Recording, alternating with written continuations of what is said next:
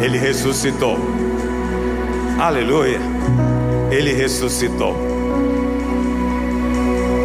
Nós estamos fazendo um jejum justamente na quaresma. Todo ano a gente faz jejum na quaresma. Mas não é que nós guardamos a quaresma. Nós temos anseio pela presença. Uma característica, quando o povo vivia no deserto, no Velho Testamento, é que o Senhor nunca os deixou. Diz a palavra, durante 40 anos, de dia, tinha uma nuvem fazendo sombra para eles. Imagina, 40 anos de sombra, meu amigo. Não precisou de protetor solar, não. Entendeu? Não tinha sol direto batendo neles. 40 anos. E deserto, não sei se você sabe, é assim, de dia é muito quente, mas quando anoitece, a temperatura cai abruptamente. Eu lembro, fui no Monte Sinai várias vezes, e quando a gente sobe de madrugada, a temperatura às vezes cai para menos de 0 grau, para menos 1, menos 2. Mas quando a gente volta, o sol está nascendo, e quando o sol nasce, a temperatura sai de 1 grau e vai para 40. Você é pasteurizado. Mas diz a Bíblia que de noite essa nuvem virava uma coluna de fogo, aquecedor. 40 anos aquecedor de graça, sem precisar de pagar conta. E a Bíblia fala, toda vez que a nuvem levantava, o que eles tinham que fazer? Juntar as coisas. A nuvem levantou, vamos seguir a nuvem. O que eles faziam no deserto? Seguiam o quê? A nuvem. Vamos imaginar que o Rigonato estivesse lá e ele dissesse: não, estou cansado desse negócio. Estou cansado desse negócio da nuvem levantar e eu ter que ir atrás. Acho que eu vou ficar aqui. Ele podia ficar lá? Podia. O céu não é uma cadeia. Ele podia ficar lá, mas ia ter sombra para ele? De noite ia ter aquecimento para ele? Não teria. E isso tudo aconteceu por quê? Porque ele não seguiu o mover da nuvem. Está entendendo? E nem é minha pregação de hoje. Existe um mover. Essa é uma palavra que ficou um chavão evangélico, mas ela é baseada nessa história. Quando a nuvem se movia, e a nuvem aponta para o Espírito Santo de Deus. Quando a nuvem se move, nós seguimos a nuvem do Senhor. Há uma nuvem sobre você aqui. Cada vez que nos reunimos, a nuvem está aqui em nós, sobre nós, para operar na sua vida.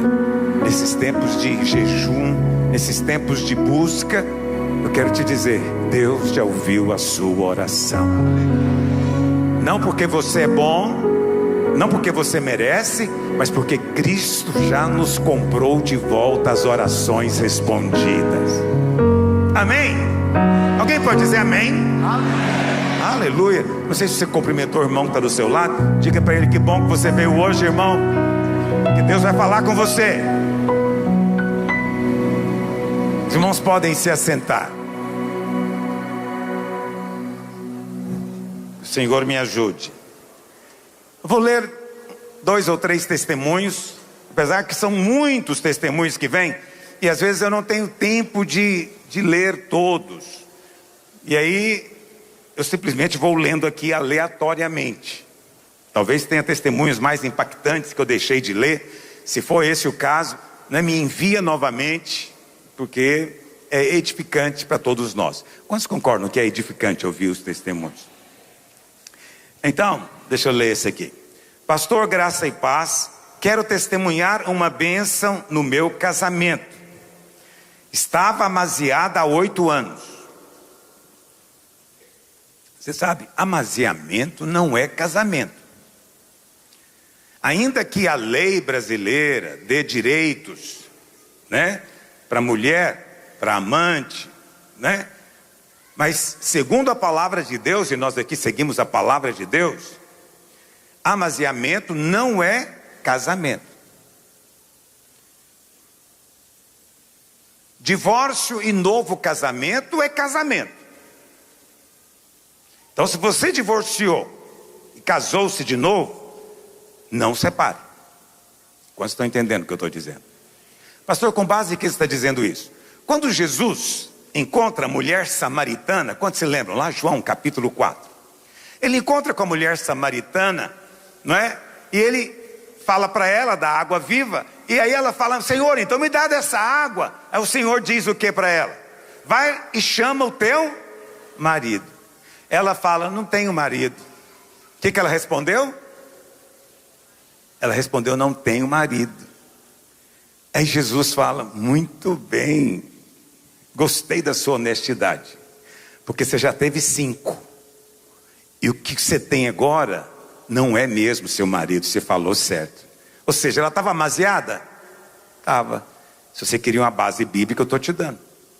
Ela era amaziada. Jesus disse: o que você está com ele agora não é seu marido. Você já teve 5, porque esses 5 você divorciou e casou de novo. Foi casamento, mas esse aí não é. Então, amaziamento não é o padrão de Deus, mas é o padrão desse mundo caído. É o padrão, não é só no Brasil.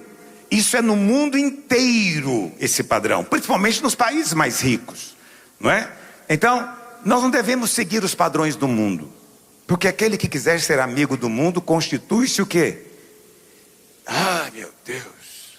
Mas nós somos amigos de Deus, então não podemos ser levados pelo pensamento desse mundo. Quantos concordam comigo? Mas a irmã vai testemunhar agora que ela casou. Só estou falando aqui do amaziamento.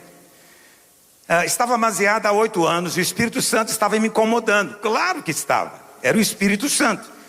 Com essa minha situação. E sempre que tocava no assunto com o meu marido, ele não era seu marido naquela altura, ele sempre falava que não havia necessidade. E eu ficava chateada. E eu falei para mim mesma que não ia mais tocar nesse assunto. E no jejum passado coloquei como um dos meus alvos, ou seja, vou tocar no assunto com Deus, para o Senhor colocar no coração dele para a gente se casar. E eu quero testemunhar que nós nos casamos há 8 dias, aleluia. Como fiquei feliz, foi maravilhoso. E ele teve uma experiência no dia do casamento. Quando foi para colocar a aliança no meu dedo, ele chorou muito. E fez todo mundo chorar. Inclusive a juíza, né, que fez o nosso casamento, me disse daquela hora que havia algo espiritual ali. Louvado seja o Senhor, Deus é bom. E creio que Ele vai fazer muito mais do que tenho pedido, aleluia. Que o Senhor te abençoe mesmo agora, casada. Deixa eu dizer algo para você com muito amor e carinho. Agora que você se casou, existe uma coisa, eu devia ter colocado isso no livro, eu me arrependi amargamente porque eu me esqueci, porque já estava anotado para colocar. Eu queria fazer um capítulo sobre isso, que é o poder da célula de mudar o seu casamento. Quando você resolve receber uma célula na sua casa, o seu casamento é mudado. Por várias razões. Várias razões, mas a principal é a presença dos irmãos na sua casa, não é? Vamos imaginar de novo aqui o Rigonato e a Dalva. Aí os dois agora são anfitriões. Aí chega quarta-feira, o que um fala para o outro? Não vamos discutir não, que os irmãos estão chegando. Vamos arrumar as coisas. Não põe naquele canal de TV não, que os irmãos estão chegando. Então vamos ser francos, os irmãos chegando é uma grande bênção. Ele vai abençoar o seu casamento. Então, se você quer ver o seu casamento mais abençoado, eu não vou me deter muito nisso, abra a sua casa para uma célula. Pastor, não estou sendo interesseiro? Sim. Bons filhos são interesseiros, querem a bênção do pai. Quantos querem a bênção do pai? Então eu vou abrir minha casa para a igreja. Faça isso, você vai ser abençoado. Seu casamento vai ser abençoado. Outras posturas vão acontecer na sua vida. Quantos dizem amém? Deixa eu ler mais um. Aleluia. Pastor, nos jejuns passados, colocava meus 2 filhos e meu marido nos alvos de oração. No jejum das portas abertas, o Senhor ministrou o livro de João. Eu fiz o culto no lar, na minha casa, ministrando também o livro de João. Mas o meu marido era o Nabal. Agora acabou agora. Isso entrou para o vocabulário agora dessa igreja.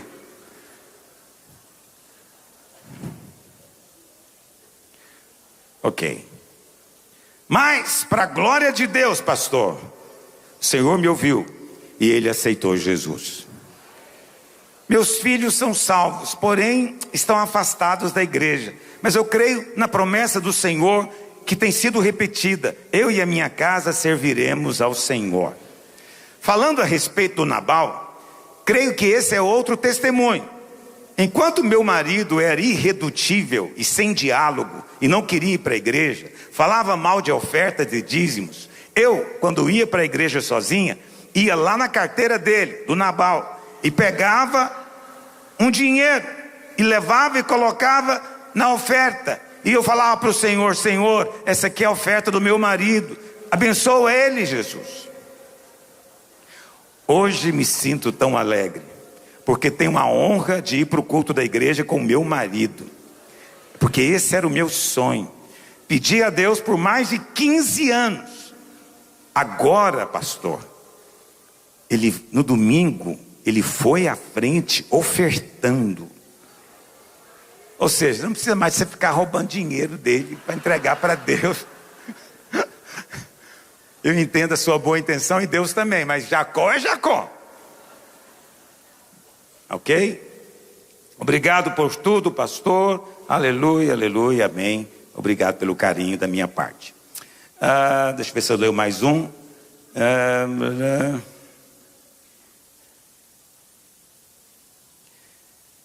muito grande.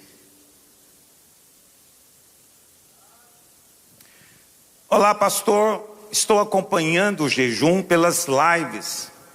Eu ouço no meu trabalho e minha esposa ouve no trabalho dela. Estamos fazendo o propósito de orar toda noite.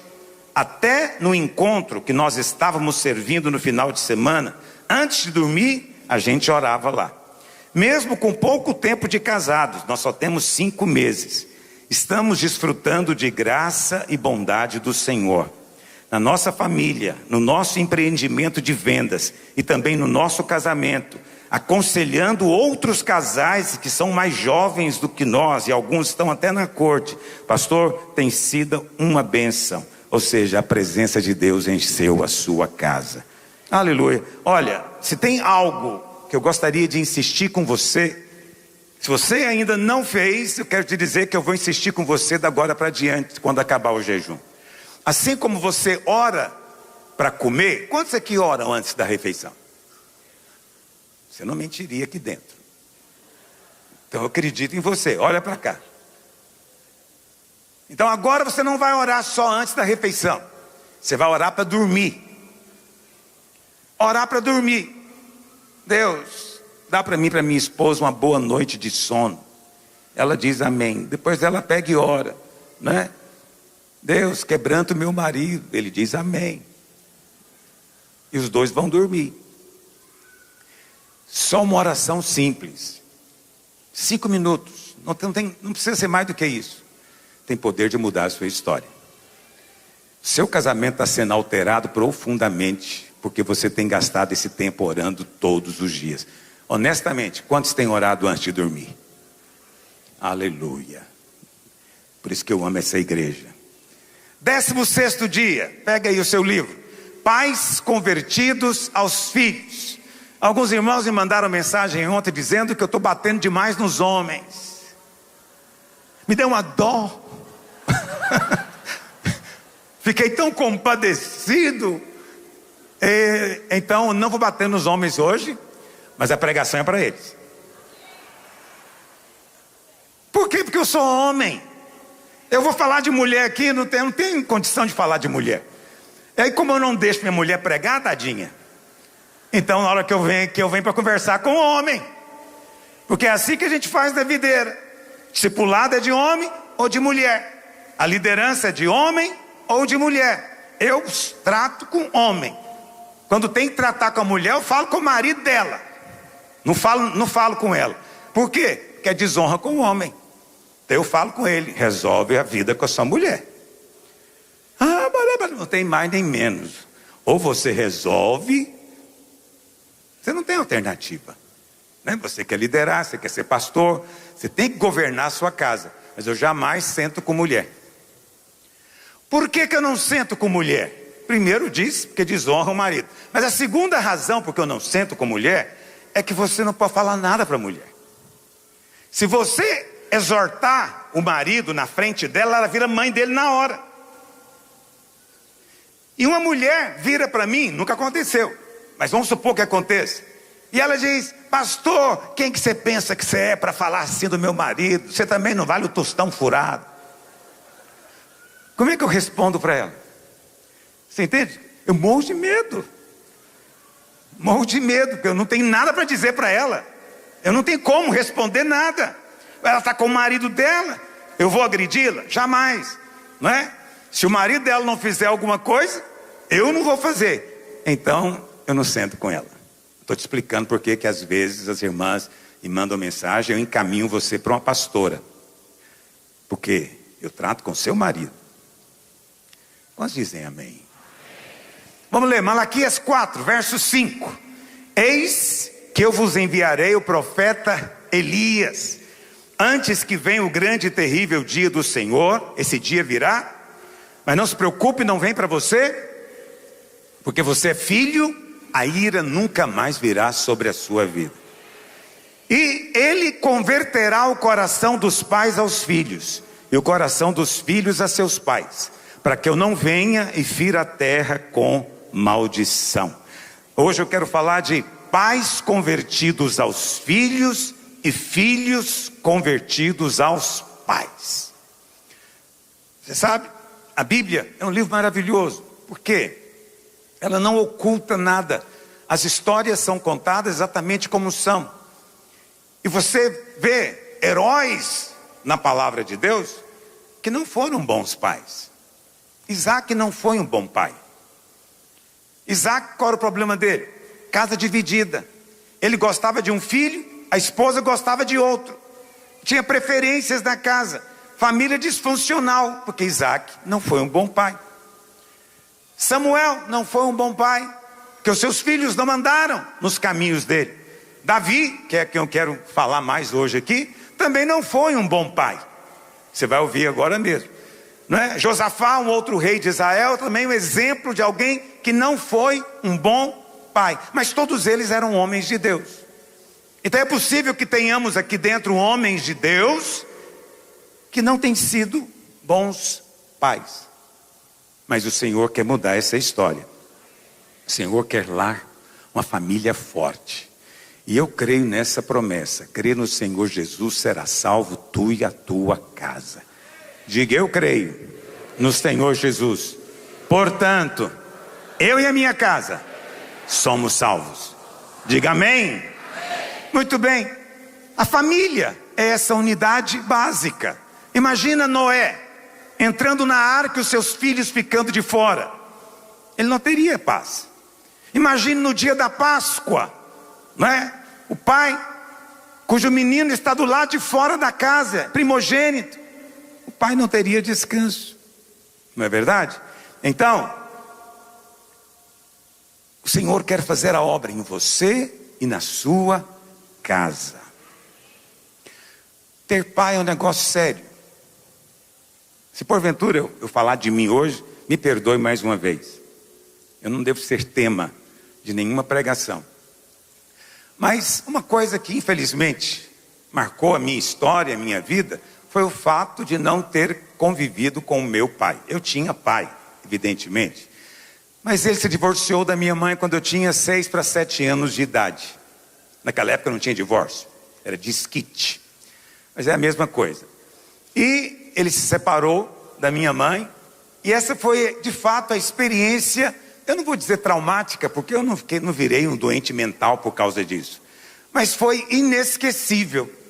Não consigo apagar da minha memória o dia que meu pai pegou a mala e foi embora. Minha mãe, com medo dele me levar junto, me levou para a casa da minha avó, que morava de frente. E eu tinha uma prima mais velha, e essa prima estava do meu lado, né, me pagiando. E eu lembro de ver meu pai saindo da casa. E eu falei para ela: escuta, Quem vai cuidar de nós agora? Eu, minhas irmãs. Eu lembro até hoje, ela falou, não preocupa não, sua mãe vai dar um jeito. Mas é muito ruim ver seu pai ir embora. E depois que ele foi embora, às vezes ficava um ano sem aparecer. Mas ele era uma pessoa boa, agradável, afetuosa, não é? Mas, infelizmente, eu estou naquele time daqueles que, na prática, não tiveram um pai. Isso é muito ruim. Tem um outro time, que são aqueles que tiveram pais, mas preferiam não ter tido. Porque o pai era abusador, violento, iracundo, fez sofrer por muitas outras razões. Então você tem esse caso. Mas você tem o caso também dos pais, daqueles que tiveram pais extraordinários. Foi o seu caso? Extraordinário não na sua opinião, na opinião dos outros. Não sei se você conhece a história do filho do Pelé. Pelé, maior jogador da história. O filho dele virou goleiro. Por que você acha que o filho dele tornou-se goleiro? O filho do artilheiro, que marcou mais de 1000 gols. Por que o filho virou goleiro? Não tinha coragem de chutar uma bola para ser comparado com o pai, que era extraordinário. Então o pai foi um problema para ele. Vê como é que são as coisas? Então você tem problemas de dois lados. Você tem o problema daqueles que tiveram pais ruins ou não tiveram. E, incrível que pareça, você tem também aqueles que têm o problema ou tiveram do pai que é extraordinário, que é um empresário super bem sucedido, que é um profissional super respeitado. E você sente-se o quê? Na sombra. E você sabe, árvores não crescem na sombra. Como estão me acompanhando hoje? Pastor, o que fazer? Como agir nessa circunstância? É o que está escrito. Para que essa situação possa ser, vamos dizer, resolvida, é preciso que os pais se convertam aos filhos e os filhos aos pais. Por quê? Porque às vezes, olha para cá, tem filho que rejeita o pai. Tem filho que rejeita o pai. E tem pai que rejeita o filho. Mas todas as vezes que você faz ou pensa algo assim, lembre-se disso, essa é a rebeldia. Por que é rebeldia? Porque você está se levantando contra a ordenação divina. Eu não escolhi meu pai e minha mãe. Quando eu reclamo deles ou os rejeito, eu estou reclamando da ordenação de Deus, do que Deus resolveu fazer na minha vida. Por isso eu não reclamo. E nem vim aqui para ficar chorando minhas pitacas com você, minhas pitangas. Não. Estou te contando? Porque não quero que o seu filho tenha história parecida com a minha. Mas, se porventura você teve essa história, eu quero dizer para você, Deus faz depois uma limonada com limão que era a sua vida. Eu louvo a Deus. Ser abandonado virou um marco na minha cabeça. Então eu sempre esperei ser abandonado. E o pior, sempre fui. Quando eu falo de abandonado, no sentido de igreja, de liderança, minha esposa sabe disso, eu vou falar isso para você. Mas ela teve que lutar com isso. Por quê? Porque a gente já era casado há muitos anos. E eu perguntava para ela, você vai ficar? Você não vai embora? É verdade ou não é? E eu dizia para ela, você me ama mesmo? Ela fala, mas eu já te falei. Por quê? Porque dentro de mim sempre tinha uma sensação de que vão embora. Vão embora. Aí você diz, isso aí é assim mesmo. Pois é. Mas você sabe, isso é bom para mim hoje. Porque enquanto outros pastores ficam sentindo pesado o ministério, porque João e José os deixaram, eu já fico esperando que o João e José vão e já dou tchau para eles. Falo, é assim, filho. Vai em paz. Entende? Não vou para casa chateado. Estou em paz. Por que eu estou em paz? Porque Deus me ensinou aos 6 anos de idade. Vão embora.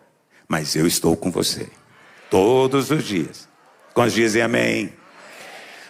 7 coisas. Eu vou falar rapidamente. que significa, ou como um pai pode ser convertido ao seu filho. Primeiro, expresse interesse pela vida dele, pelos conflitos que ele tem naquela fase da vida atual, não é? Pelas lutas e problemas que ele tem próprios daquele momento. E eu gostaria de usar Davi nesse tópico como exemplo, e o seu relacionamento com o seu filho Absalão. Davi, você sabe, era um guerreiro extraordinário. Você conhece a história? O cara já tinha matado um leão e um urso antes de fazer 18 anos de idade. Eu com 60, se eu vejo uma cobra, eu saio correndo. Mas Davi, com menos de 18, tinha matado um leão com as mãos. Você conhece o dia que ele enfrentou Golias, o gigante, e ele estava desarmado, sem armadura, só com uma funda.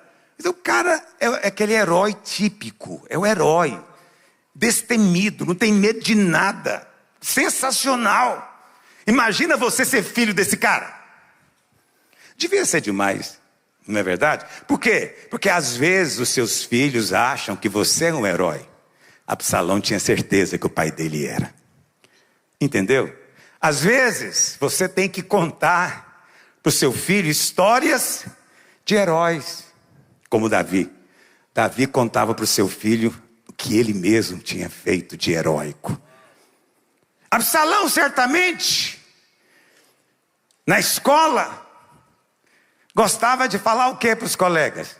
Meu pai já matou leão, e o seu?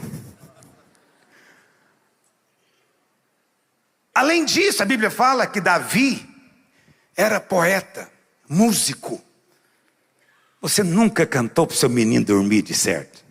Davi podia tocar harpa. Dorme, Absalão, meu filho. Ou Absalão, na hora de dormir, podia dizer: pai, canta para mim aquela do bom pastor, queria ouvir de novo. E Davi começa: o Senhor é o meu pastor, nada me faltará. Não é maravilhoso ter um pai desse? Isso é que é pai, o resto é conversa fiada. Para piorar a coisa, Davi era profeta. O livro que mais tem profecia messiânica na Bíblia é o livro de Salmos, que Davi escreveu. Então Davi não era só um guerreiro extraordinário, não era só um músico extraordinário, porque ele não só compunha e tocava, ele inventava um instrumento. Porque assim, o fato de você conseguir tocar um violão, eu já acho uma proeza. Mas você olhar para o violão e falar: eu acho que eu vou criar um negócio melhor. Aí o que eu posso chamar você? Você extrapolou todos os limites. Assim era Davi. Eu queria um som, eu queria uma harmonia aqui, mas não estou achando o timbre. Eu vou criar um instrumento para melhorar a nossa orquestra. Uau! Que coisa impressionante. Mas aí ele não era só alguém que tinha conhecimento técnico, que sabia tocar. Não, ele também tinha unção e era profeta. E você era filho dele. Vamos imaginar você filho dele. É um pai inigualável. E a Bíblia fala então que Davi tinha muitas esposas, você sabe disso. E uma delas chamava-se Maaca.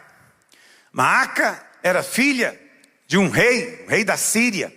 E Davi teve, a Bíblia menciona, 2 filhos com ela: Absalão e Tamar, casal.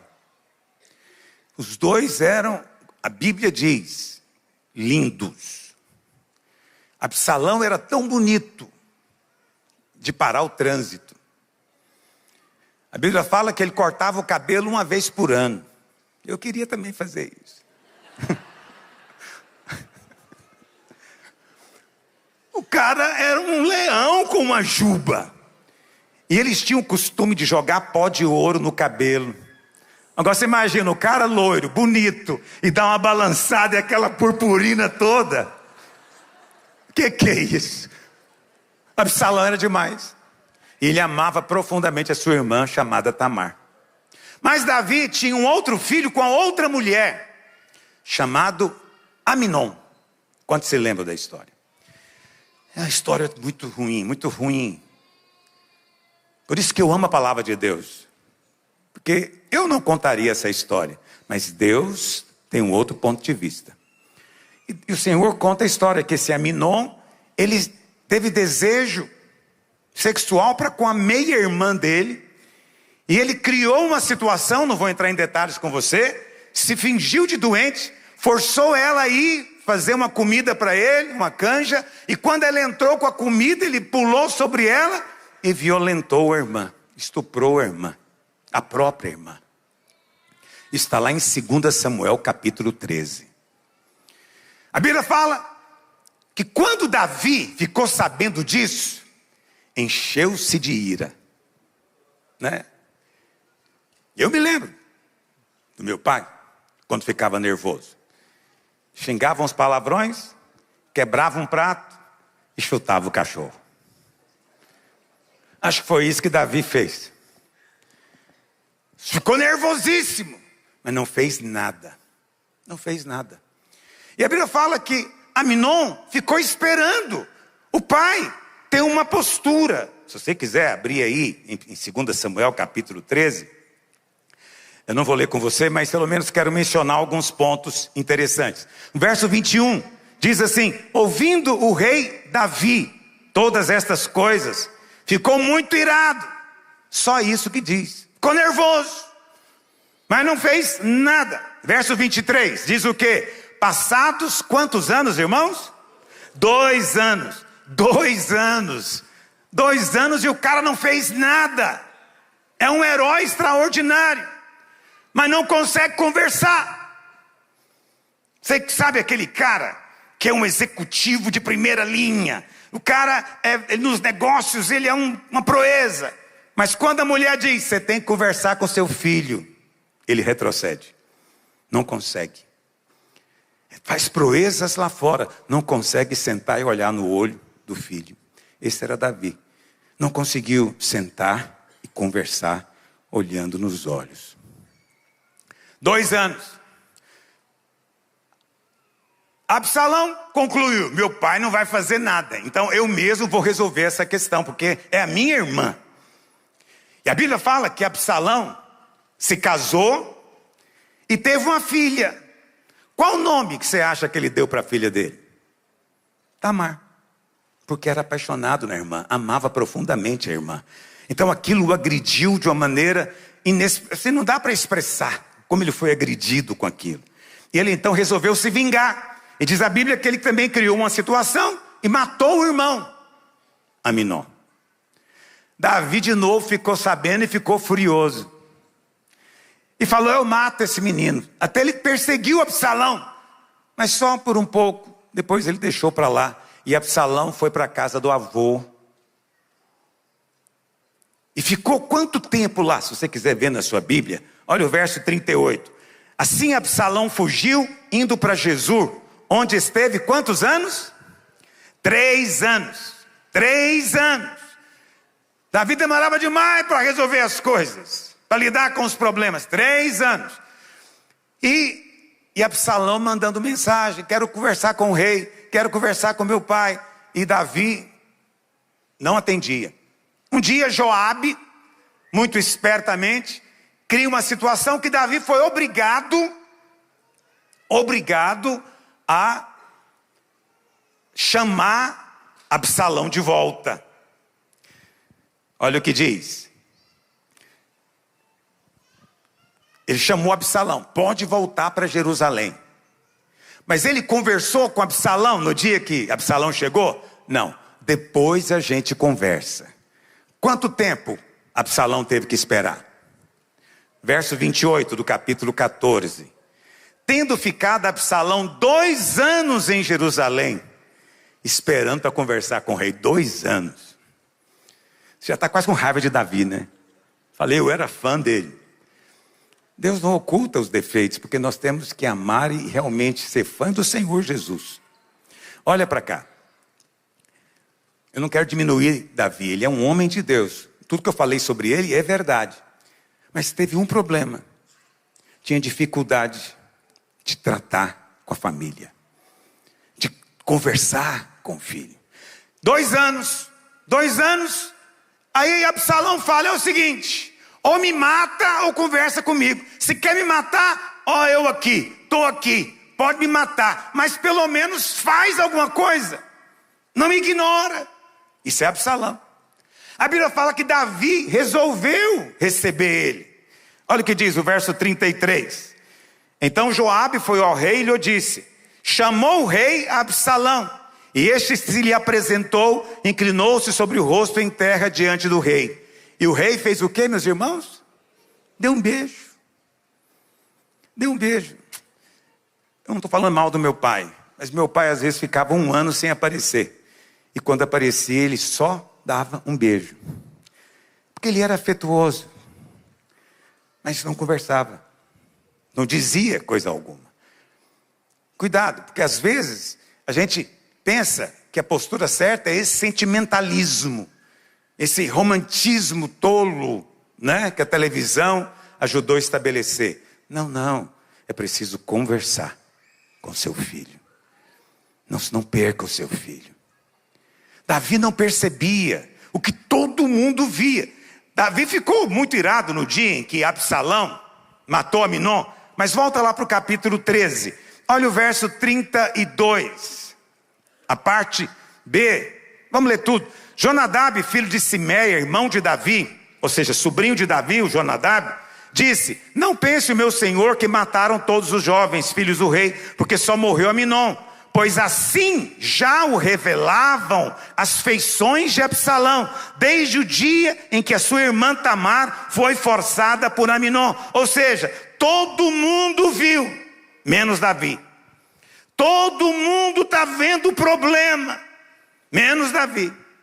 A Bíblia fala que Absalão, depois de ganhar um beijo, eu acho que foi nesse dia que ele realmente caiu no erro da deslealdade. Ele resolveu dar um golpe e tomar o lugar do rei. Diz a Bíblia que ele saiu dali e sentou-se na porta da cidade. E todo mundo que vinha para consultar com o rei, ele perguntava: qual é a sua causa? E a pessoa dizia para ele, ele falava: o rei não está preocupado com a sua causa, porque o rei não se importa nem com os filhos dele. Por que vai se importar com você? Estou traduzindo. E isso tudo foi resultado de algo. Não aconteceu por acaso, mas porque ele, como pai, não quis se posicionar. Quantos estão me acompanhando? Está tão silencioso aqui. Quando fica silencioso demais, eu fico preocupado. Segundo, expresse amor pelo seu filho. Você sabe, quando os filhos são bebês, todo mundo é assim. Pega o menino, beija, né? Dá aquela escafungada nele, cheira o umbigo dele.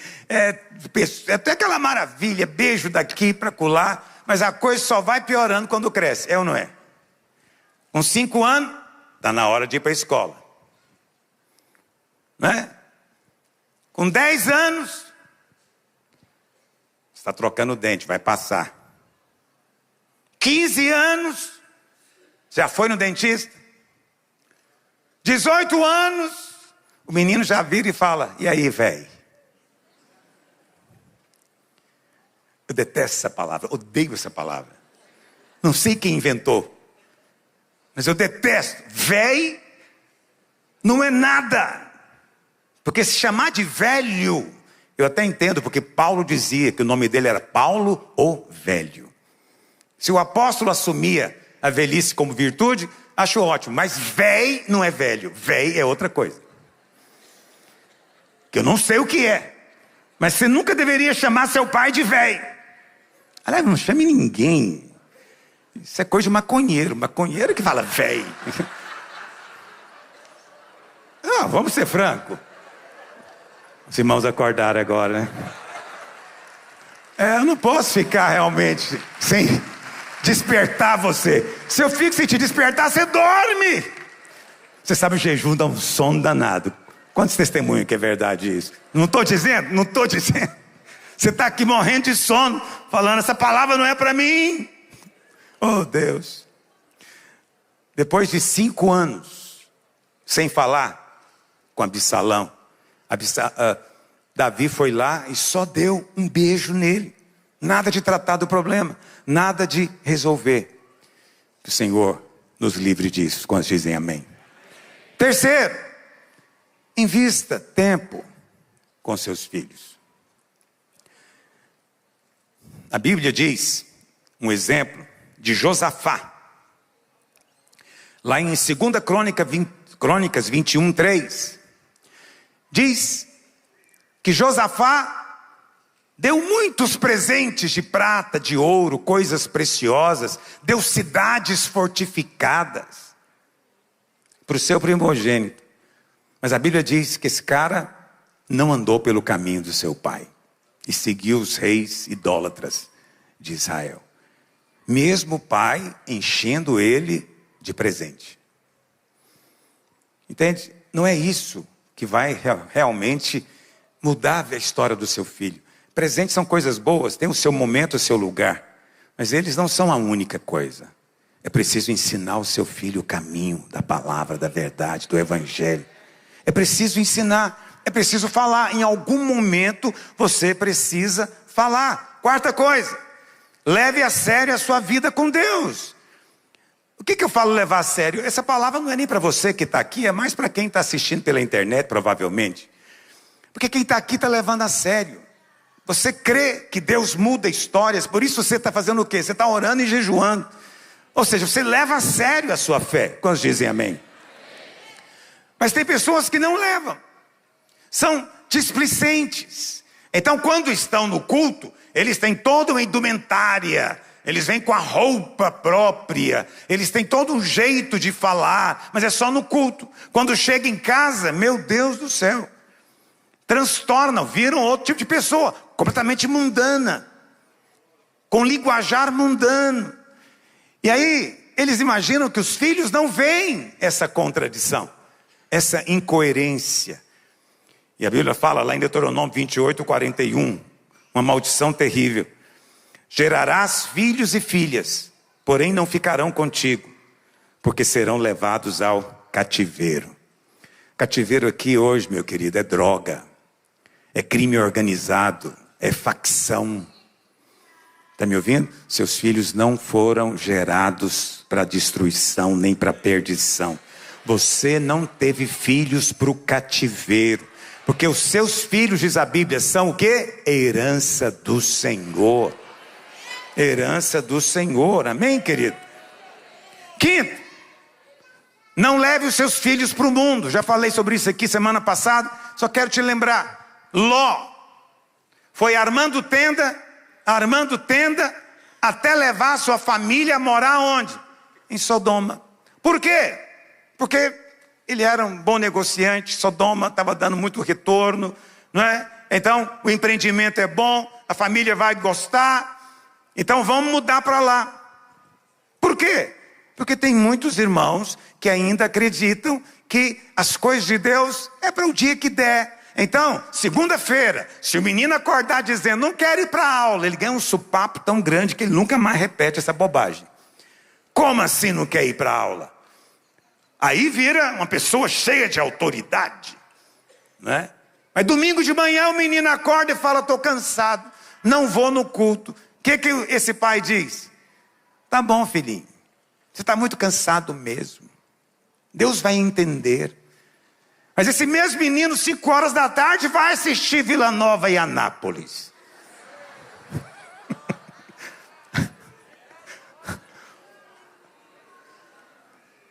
Meu pai era vilanovense, olha para cá. Eu sou uma negação. Não sei nada.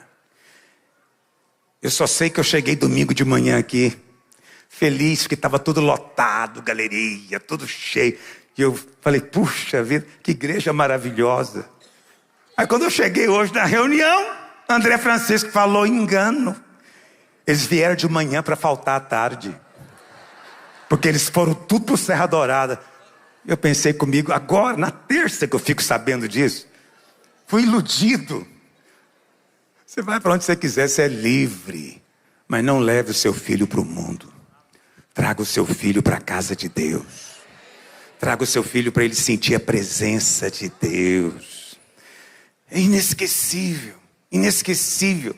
Quando você é tocado pela primeira vez, eu me lembro a primeira vez que eu senti presença de Deus, que eu percebi, isso é Deus, né?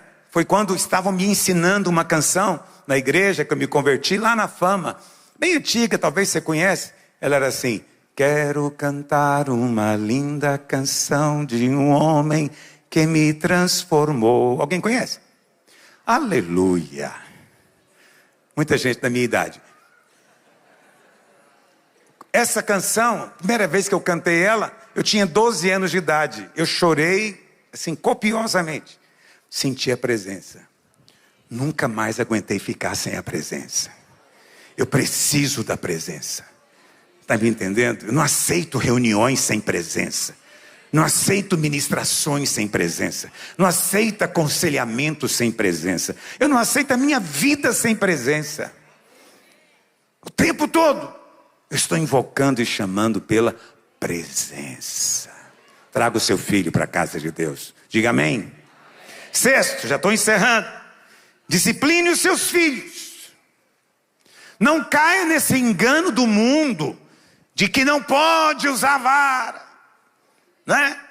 Basta uma boa conversa. Não, tem criança que basta uma boa conversa, é verdade, mas não são todas. Tem criança que é obstinada. Talvez foi o caso do seu filho. E às vezes uma palmada vai ajudá-lo a despertar, né? A vara, como diz Provérbios, vai ser bênção para ele, sim. Mas não faça isso de maneira carnal. Faça pelo Espírito. Faça para ensinar. Mas discipline. A palavra do Senhor conta a história lá de Eli. Lá em 1 Samuel, no capítulo 2. Deus ficou irado com Eli. Por quê? O que Eli fazia? Vamos ler verso 22. 1 Samuel 2, verso 22. Não, vamos ler o 29. Vamos partir logo para o final. Eita, mas não está dando para ler. Por que pisais os pés, meus sacrifícios e minhas ofertas de manjares que ordenei se me fizessem na minha morada? E tu, por que honras a teus filhos mais do que a mim? Que coisa séria. Nunca disciplinou. Hofni e Finés fazia tudo quanto é coisa de errada. Eli falava só o quê? Meus filhos, o que vocês estão fazendo? Isso não vai terminar bem. E o Hofni e Finés aprontando. O resultado foi a morte do filho. Por quê? Qual foi a causa, diz a Bíblia? Porque o pai não quis disciplinar. Lá em 1 Reis 1, verso 5, tem um outro filho de Davi. 1 Reis, capítulo 1, verso 5. Diz assim: então Adonias, era um outro filho de Davi. Davi teve muitos filhos. Filho de Agite, se exaltou e disse: eu reinarei. Providenciou carros e cavaleiros e 50 homens que corressem adiante dele. Verso 6. Jamais, olha que coisa, é uma palavra forte. Jamais seu pai o contrariou. Não pode ser um bom pai quem nunca contrariou seu filho. Porque o seu filho é cheio, ele é cheio de manhas e birras. Como você não contraria o filho? Isso é algo inevitável na vida. Mas diz a Bíblia que Davi nunca contrariou, dizendo: por que procedes assim? E além disso, Adonias também era bonito. Davi era abençoado, tinha filho bonito. E Adonias era tão bonitinho, não dá para dar uma palmada nele, ele é lindinho demais. Quando ele faz essa gracinha, Davi nunca contrariou. Puxa vida, não faça isso. Não ignore. Invista na sua casa, para que o seu filho tenha um coração convertido a você e você um coração convertido a ele. Por último, encerrando esse nosso tempo para a gente orar, aprenda a ministrar perdão aos filhos. Eu gosto muito da história do filho pródigo, lá de Lucas capítulo 15, que Jesus contou. É uma história extraordinária. A gente sempre faz uma aplicação dela como uma parábola, o que está correto. Mas tem também um lado literal. Primeiro que a Bíblia não disse que era parábola. Jesus não disse que era parábola. Então pode ter acontecido. Então, é a história de um filho que partiu o coração do pai.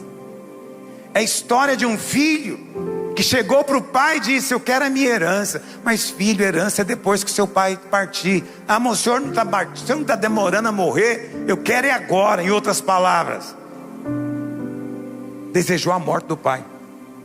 Ele partiu o coração do pai. Olha para cá. Tem filhos que partem o coração do pai. É que a gente está acostumado, né, a culpar o pai. O pai e a mãe são culpados. Mas nessa história, o menino é que não valia um centavo. Entende? Magoou o pai. Mas quando ele voltou, o pai o recebeu com rancor? Não. Recebeu com festa. Perdoou. Não guarde rancor do seu filho. Pastor, não, jamais. Pais não fazem isso. Fazem sim. Pais ficam magoados e guardam rancor de filhos. Às vezes até na velhice. O Senhor hoje possa limpar o seu coração de todo ressentimento. Quantos dizem amém? Essa é a vontade de Deus. Mas o mais comum são filhos ficarem magoados com o pai. E a Bíblia fala que nós temos que fazer o quê? Perdoar. E ter uma postura de entender que o Senhor é quem estabeleceu quem é filho de quem. Não é escolha nossa.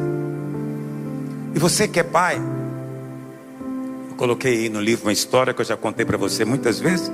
Vou contar de novo. É a história do inventor da dinamite. Ele inventou a dinamite no século XIX. E a dinamite mudou a história da humanidade. É por causa da dinamite que foi possível explorar ferro, carvão, manganês e depois transformar isso em aço, ferro. Se não fosse aço e ferro, esse prédio não estaria erguido. Isso tudo graças a quem? Ao cara que inventou a dinamite.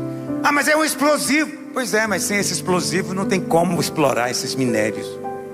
Então ele mudou para sempre a história. E outra coisa que a dinamite fez foi tornar as guerras muito mais terríveis. Porque antes só se usava pólvora, mas depois dele as bombas agora tinham outro poder, outra destruição. E aconteceu algo com ele inusitado. Um dia de domingo ele estava na casa dele e ele pegou o jornal e estava uma manchete: morreu hoje Alfred Nobel, o inventor da dinamite. O homem, olha o que eles escreveram: o homem responsável pela morte de milhões na guerra. Quando ele leu aquilo, ele falou: então é assim que eu vou ser lembrado? Naquele dia, ele resolveu criar uma fundação com o nome dele, Fundação Nobel. E ele então, todos os royalties, que eu acho até hoje, são pagos para essa fundação, que é dona, né, dessa patente. Todos os royalties são mandados para essa fundação. E todos os anos eles distribuem prêmios para quem se destacou em medicina, economia, física, química, e também tem um prêmio Nobel da Paz. Todos os anos é feito isso. Por que eu estou te contando essa história? Porque se eu chegasse aqui e perguntasse para você se você conhecia o inventor da dinamite, você ia falar: não tenho a menor ideia, não me interessa. Mas se eu falar para você: já ouviu falar no prêmio Nobel? Todos iriam erguer a mão. É verdade ou não é? Ele escolheu como ele queria ser lembrado. Escolha como seus filhos vão lembrar de você. Amém? Escolha como seus filhos vão lembrar. Que você tenha o orgulho da minha mãe. Minha mãe tinha muito orgulho de mim. Ela me via pregando, ela se inchava toda. Mas ela, para mim, era sempre na dureza. Ela dizia: agora eu não tenho mais nome, não tenho mais identidade. Quem que eu sou? Sou a mãe do pastor Aloísio. Meu nome é Elza, ela dizia. Não, eu só sou a mãe do pastor Aloísio. Por quê? Porque todo mundo se referia a ela dessa maneira. Aí eu fico com dó das minhas filhas, porque elas são filhas do pastor Aloísio. E agora as minhas netinhas: você é uma netinha do pastor Aloísio. Virou identidade. Preste atenção. Uma vez conversando com o pastor Márcio Valadão, ele me disse a mesma coisa, que as pessoas chamavam ele de pai do André e pai da Ana Paula. Ou seja, ele não tinha identidade, é o filho que deu. Não é uma coisa interessante como Deus faz isso? Quando você deixa um legado, filho, é isso que acontece. Você vai ser lembrado por causa dele, do seu filho. Quantos querem isso na sua vida nesses dias? Fique em pé onde você está.